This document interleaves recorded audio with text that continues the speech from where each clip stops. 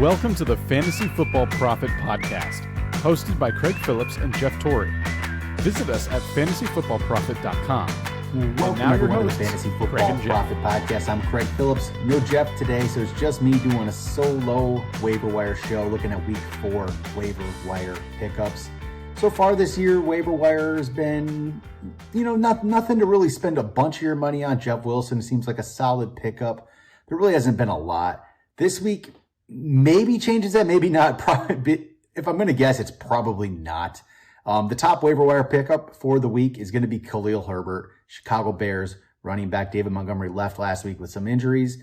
Khalil Herbert came in, looked awesome. The biggest problem is, though, David Montgomery is going to be back here at some point. When that is, I'm not sure. How quickly? Is he going to miss a lot of time? Who knows? Khalil Herbert, though, is a great pickup for these next couple weeks. You don't want to go blow your fab budget, though, on him, because David Montgomery is going to come back, right? He's not going to lose this job to Herbert, most likely. I mean, I wouldn't actually mind it. I like Herbert. I think he's a great player. I wish he would get the opportunity. Don't go spending a bunch of your fab on Herbert, though, but Herbert's definitely the number 1 pickup. Number 2, I'm going to go with Alexander Mattison. I know that Cook might play this week, but I'm still want to throw Mattison out here because he's only owned in 37% of leagues. In the Dalvin Cook owners, you need Mattison on your team.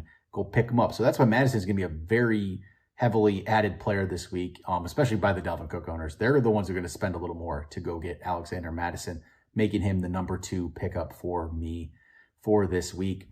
My number 3 is actually going to be Brian Robinson. I'll start off with Brian Robinson before I get to some receivers. Brian Robinson, we know, unfortunately had the carjacking incident, got shot back in preseason. He's back on the practice field. I think he's going to be playing in October at some point. Go pick him up now before you can't anymore. If he's on your waiver wire, go pick up Brian Robinson. Antonio Gibson has not been coming through very well at all for the Commanders. I do think Brian Robinson is going to be a great pickup towards the end of the season, maybe mid-season, but go stash him on your bench now. Wide receiver wise, Romeo Dubose, Green Bay Packers. He's developing a bit of a rapport with Aaron Rodgers, it seems like. I like what I've seen so far from him. No one else in Green Bay is really stepping up right now and taking over that job, taking over that role that Dubs is starting to get into. Christian Watson's been kind of hurt, hasn't been great. Sammy Watkins is now hurt. Randall Cobb's old. Alan Lazard, I haven't seen much from him, to be honest. I thought he's supposed to be the number 1. I'm not seeing it. Dubs might have that opportunity, so go look to pick him up. Zay Jones, I think Zay Jones is a solid pickup for this week. He's looks like he's number 2 on Jacksonville right now in the Jaguars. They're better than we thought. Trevor Lawrence is starting to play more like a number 1 pick, and it's nice to see.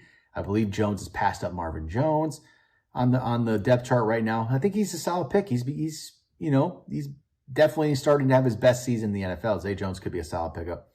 Josh Palmer for the Chargers. He played well in Keenan Allen's absence. I would expect to see Keenan Allen, though, next week, so it could make Josh Palmer back to the number 3 on the team, but could be worth an add. Greg Dortch, I have to mention him just because he keeps putting up decent numbers for the Cardinals, and he probably will do that. He'll probably be solid until DeAndre Hopkins comes back, week 7-ish. Greg Dortch could be a solid add there. Tight end-wise, David Njoku. Looked great last week. He has talent. We've always known that. It just hasn't all come together. Maybe it's starting to come together. And at tight end's a weak position. There's just not a lot there. So David Njoku, hey, take a shot. If you're struggling at tight end, he could be worth the pickup for you. Mac Hollins, he's only owned in 0.8% of leagues, but he had a really big day for the Raiders last week. The only problem, I think, that came because there was no Hunter Renfrow. Hollins probably has a role in this team. How big of the role is that? I'm not sure. I'm not going to go spend a bunch to get Mac Hollins on your team right now.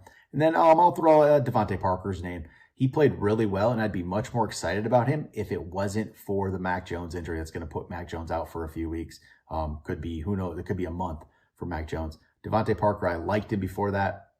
We'll see how we can do with Brian Hoyer there with the Patriots. But there we go, week 4, waiver wire. There's not maybe a lot there, but there's some guys that I think can play a little bit right now. So that'll do it for today. Talk to you guys next time.